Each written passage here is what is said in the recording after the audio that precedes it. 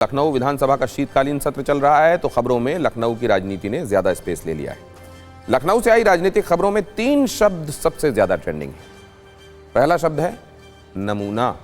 CM योगी ने बगैर किसी का नाम लिए नमूना कहा, इस पर विपक्ष ने वॉकआउट कर दिया। दूसरा शब्द है कोडीन कफ सिरप, जिस पर विधानसभा में खूब हंगामा हुआ। और तीसरा शब्द है बुलडोजर, जो कोडीन कफ सिरप मामले में चलने वाला है। इन तीनों शब्दों पर आज तीखी चर्चाएं हुई और वॉकआउट वाला दांव चला गया। सबसे पहले बात करते हैं नमूना शब्द की। दरअसल यूपी विधानसभा में आज कोडीन कफ सिरप पर चर्चा हो रही थी। इसी चर्चा में सीएम योगी आदित्यनाथ ने कहा कि देश में 2 नमूने हैं, एक दिल्ली और एक लखनऊ में। देश में कोई चर्चा होती है तो वो फौरन देश छोड़कर भाग जाते हैं, और यही आपके बबुआ के साथ भी है। वो भी इंग्लैंड जाएंगे और यहां आप चिल्लाते रहेंगे। सीएम के इस तीखे हमले के बाद समाजवादी पार्टी ने आपत्ति जताते हुए सदन से वॉकआउट कर दिया, लेकिन जवाब आया अखिलेश यादव की तरफ से। उन्होंने इस पर कटाक्ष किया। उन्होंने कटाक्ष करते हुए कहा, किसी ने नहीं सोचा था कि दिल्ली और लखनऊ के बीच का टकराव इस स्तर तक पहुंच जाएगा। संवैधानिक पदों पर बैठे लोगों को अपनी मर्यादा नहीं लांघनी चाहिए। बीजेपी को अपनी अंदरूनी लड़ाई को सार्वजनिक मंच पर नहीं लाना चाहिए।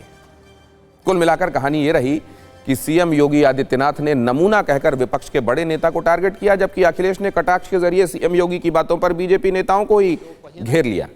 वैसे विधानसभा में इस पर थोड़ा हल्ला हंगामा और बॉयकॉट वाली कहानी हुई, और समाजवादी पार्टी की आपत्ति पर स्पीकर ने कहा कि सीएम ने किसी का नाम नहीं लिया, इस पर हंगामा क्यों है। और नमूने वाली राजनीति से पहले कफ सिरप पर बहस हुई। समाजवादी पार्टी के कुछ विधायक अपनी पीठ पर कोडीन कफ सिरप घोटाले का पोस्टर लगाकर घूम रहे थे, तो कुछ विधायक इस मामले में गिरफ्तार आरोपी यूपी एसटीएफ से बर्खास्त सिपाही आलोक सिंह के आलीशान मकान का कटआउट लेकर भी पहुंचे। और इस सबके बीच समाजवादी पार्टी के विधायक अतुल प्रधान ने आज की दूसरे सबसे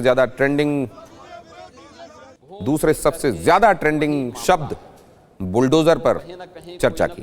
उन्होंने पूछा कि सरकार बुलडोजर चलाने में माहिर है, इन आरोपियों पर बुलडोजर कब चलेगा। सीएम ने इस पर जवाब दिया, चिंता मत करिए, कोई भी अपराधी बचेगा नहीं, समय आने पर बुलडोजर एक्शन की तैयारी भी रहेगी।